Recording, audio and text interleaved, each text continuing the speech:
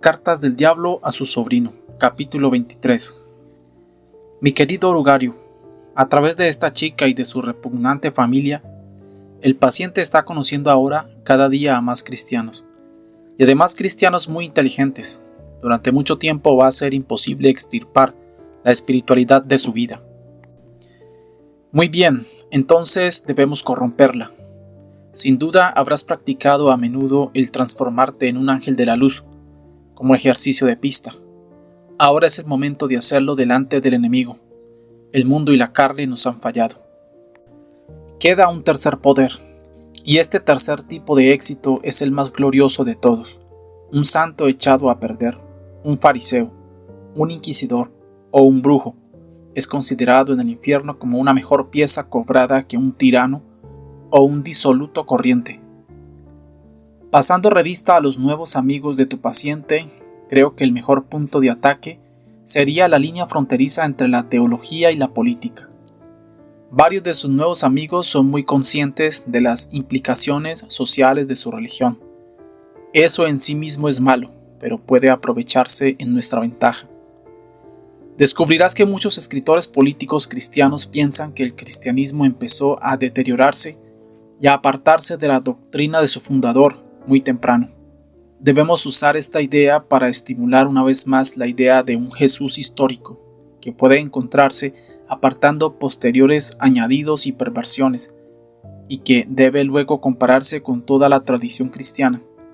En la última generación, promovimos la construcción de uno de estos Jesuses históricos, según pautas liberales y humanitarias. Ahora estamos ofreciendo un Jesús histórico según pautas marxistas, catastrofistas y revolucionarias. Las ventajas de estas construcciones que nos proponemos cambiar cada 30 años o así son múltiples. En primer lugar, todas ellas tienden a orientar la devoción de los hombres hacia algo que no existe, porque todos estos Jesuses históricos son ahistóricos. Los documentos dicen lo que dicen, y no puede añadírseles nada. Cada nuevo Jesús histórico, por tanto, ha de ser extraído de ellos, suprimiendo unas cosas y exagerando otras. Y por ese tipo de deducciones, brillantes es el adjetivo que les enseñamos a los humanos a aplicarles, por las que nadie arriesgaría 5 monedas en la vida normal, pero que bastan para producir una cosecha de nuevos Napoleones, nuevos Shakespeare y nuevos Swift en la lista de otoño de cada editorial. En segundo lugar, todas estas construcciones depositan la importancia de su Jesús histórico en alguna peculiar teoría que se supone que él ha promulgado. Tiene que ser un gran hombre, en el sentido moderno de la palabra, es decir, situado en el extremo de alguna línea de pensamiento centrífuga y desequilibrada. Un chiflado que vende una panacea. Así distraemos la mente de los hombres de quien él es y de lo que él hizo. Primero hacemos de él tan solo un maestro, y luego ocultamos la muy sustancial concordancia existente entre sus enseñanzas y las de todos los demás grandes maestros morales, porque a los humanos no se les debe permitir notar que todos los grandes moralistas son enviados por el enemigo, no para informar a los hombres, sino para recordarles, para reafirmar contra nuestra continua ocultación las primigenias vulgaridades morales. Nosotros creamos a los sofistas, él creó un Sócrates para responderles. Nuestro tercer objetivo es, por medio de estas construcciones, destruir la vida devocional. Nosotros sustituimos la presencia real del enemigo que de otro modo los hombres experimentan en la oración y en los sacramentos, por una figura meramente probable, remota, sombría y grosera, que hablaba un extraño lenguaje y que murió hace mucho tiempo. Un objeto así no puede, de hecho, ser adorado. En lugar del Creador adorado por su criatura, pronto tienes meramente un líder aclamado por un partidario y finalmente un personaje destacado, aprobado por un sensato historiador.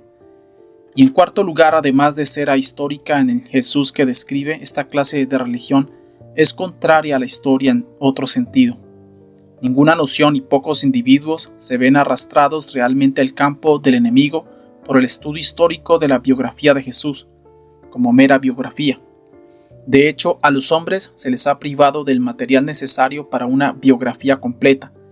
Los primeros conversos fueron convertidos por un solo hecho histórico, la resurrección, y una sola doctrina teológica, la redención, actuando sobre un sentimiento del pecado que ya tenían, y un pecado no contra una ley inventada como una novedad por un gran hombre, sino contra la vieja y tópica ley moral universal que les había sido enseñada por sus niñeras y madres. Los evangelios vienen después y fueron escritos no para hacer cristianos, sino para edificar a los cristianos ya hechos. El Jesús histórico, pues por peligroso que pueda parecer para nosotros en alguna ocasión particular, debe ser siempre estimulado con respecto a la conexión general entre el cristianismo y la política. Nuestra posición es más delicada. Por supuesto, no queremos que los hombres dejen que su cristianismo influya en su vida política, porque el establecimiento de algo parecido a una sociedad verdaderamente justa sería una catástrofe de primera magnitud. Por otra parte, queremos y mucho hacer que los hombres consideren el cristianismo como un medio, preferentemente claro, como un medio para su propia promoción. Pero a falta de eso, como un medio para cualquier cosa, incluso la justicia social, lo que hay que hacer es conseguir que un hombre valore al principio la justicia social como algo que el enemigo exige, y luego conducirle a una etapa en la que valore el cristianismo porque puede dar lugar a la justicia social, porque el enemigo no se deja usar como un instrumento. Los hombres o las naciones que creen que pueden reavivar la fe con el fin de hacer una buena sociedad podrían para eso pensar que pueden usar las escaleras del cielo como un atajo a la farmacia más próxima. Por fortuna, es bastante fácil convencer a los humanos de que hagan eso. Hoy mismo he descubierto en un escritor cristiano un pasaje en el que recomienda su propia versión de cristianismo con la excusa de que solo una fe así puede sobrevivir a la muerte de viejas culturas y al nacimiento de nuevas civilizaciones. ¿Ves la pequeña discrepancia? Creed esto, no porque sea cierto, sino por alguna otra razón. Ese es el juego. Tu cariñoso tío Scrutopo.